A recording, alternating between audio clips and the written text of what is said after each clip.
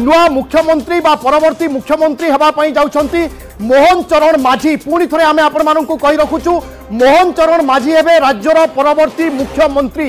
वर्तमान समय बड़ खबर भारतीय जनता पार्टी कैंप रु वर्तमान जहां सूचना आसुची विधायक दल नेता निर्वाचित होइछंती मोहन चरण माझी। विभिन्न ना को नहीं चर्चा होउथिला किंतु मोहन माझी को ना रे बाजिछि मोहर।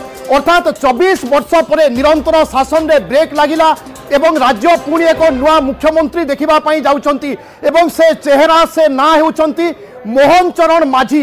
एवं भारतीय जनता पार्टी आमे विभिन्न समय देखिचे अनेक सरप्राइज दे आसीची एवं चलित थर मध्य जेतेबेले 2024 रे राज्य रे सरकार गठन करिवो भारतीय जनता पार्टी गोटे पटे आमे देखुचे शपथ ग्रहण समारोह पर व्यापक आयोजन एवं यारी भितरे आज बीजेपी बसीथिला विधायक दल बैठक जेउठी दुई पर्यवेक्षक बीजेपी राज्य सभापति क्षेत्रीय प्रभारी एवं तमाम नवनिर्वाचित विधायक समस्त सहमति विधायक दलर नेता भाव में निर्वाचित होइछंती मोहन माझी। वर्तमान समय बड़ खबर पुणी थे आम कही रखुचु राज्यर परवर्ती मुख्यमंत्री भाव में दायित्व नेबे मोहन माझी।